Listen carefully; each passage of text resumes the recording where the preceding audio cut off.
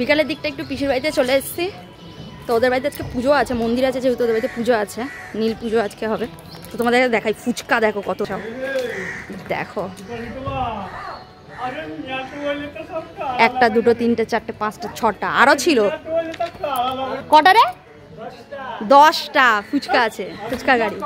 ওরা সব বেরিয়ে যাবে এবার একের পর এক, এখনো পুজো বাকি আছে, পরে সেটা তোমাদের দেখাচ্ছি। তো চলো এখন দেখা যাক। এই মন্দিরটা আমার মেজো পিসির শ্বশুর বাড়িতেই।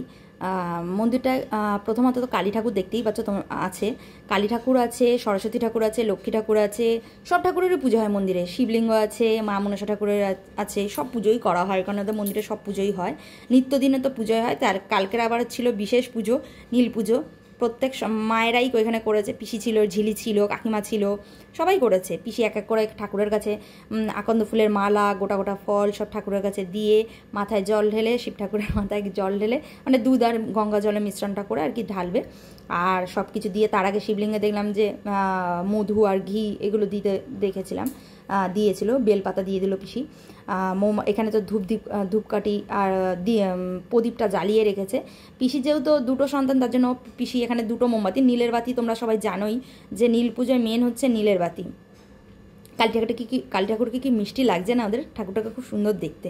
তো এখানে যেহেতু নীল পুজোয় মেন হচ্ছে, এখানে ঠাকুরকে তো সব কিছু দিতেই হবে, প্লাস আবার এই মোমবাতিটা জ্বালানোর একটা ব্যাপার আছে। অনেকে হয়তো করে না, আমি ঠিক জানি না। আবার আমাদের বাড়িতে যেমন প্রত্যেকে এটা করে, যার যে কটা সন্তান তারা সেই হিসেবে আর কি মোমবাতি দেয়। আমার বাবাও দিয়েছিল বাড়িতে যখন পুজো করেছে, ধূপকাঠি দ্বীপ মোমবাতি জ্বালিয়ে। পিসির এখানে পুজো হয়েই গেছে, ও মোমবাতিটা পড়ে গেছে ঠিক করে, আবার তুললো।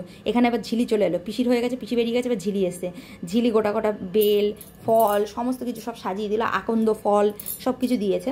দেওয়ার পরে এবার ও আস্তে আস্তে সব কিছু, আমি যে তাড়াতাড়ি, আমি এখানে বলছি তাড়াতাড়ি কর, কত বেলা হয়ে যাচ্ছে, এবারে কখন সাবু মাখা খাবারে বলছে, দাঁড়া হয়ে গেছে, ওকে তাড়াহুড়ো করছি। কারণ এই নীল পুজো বা শিব পুজোয় না সাবু মাখা করে, যে কোনো পুজোর উপোস করলে অনেকেই সাবুটা মাখায়, আর আমার সাবু মাখা খেতে ভীষণ ভালো লাগে।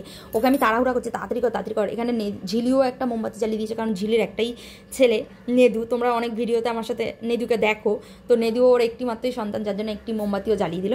তারপরে এখানে পুজো টুজো করার পর ও মোমবাতি জ্বালালো, তারপরে ফল ঢল দিয়ে সব কিছু সাজালো, মানে দুধের ওই মিশ্রণটা, দুধ আর গঙ্গা জলের মিশ্রণটা ঠাকুরের কাছে মাথায় ঢেলে দিল।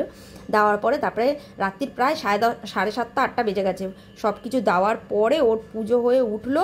তারপর মেজো পিসি এক গামলা সাবু মাখিয়েছে, আর আমরা মনের সুখে সাবু মাখা কালকের খেয়েছি, যে যা যতটা পেরেছি, অনেক করেছে তো, অনেক করে খেয়েছি। রাত্রিবেলা বলতে ভুলে গেছি, লুচি ছোলার ডালও ছিল, কিন্তু আমি আর খাইনি, যেহেতু ঘরে এসে আর কিছু খেতে পারবো না, অনেকটা পরিমাণে সাবু খেয়ে নিয়েছি আমি, আর যার জন্য খেতে পারিনি। তো এইখানেই ওদের পুজোটা অবধি আমি দেখাতে পেরেছি, পুজো করে জল ঢালছে, প্রণাম করে বেরিয়ে আসছে, এতটুকু আমি দেখাতে পেরেছি। সাবু যে মাখিয়েছে বা সাবু মাখা খাচ্ছি না আমি ভিডিও রেখেছিলাম না ভিডিও করেছিলাম, কারণ আমি একটু আবার অন্য কাজে আমি অন্য দিকে ছিলাম বলে, যার জন্য ব্যস্ততার জন্য করতে পারিনি। তোমাদের যাই হোক, কার নীল পুজো কেমন কালো জানি।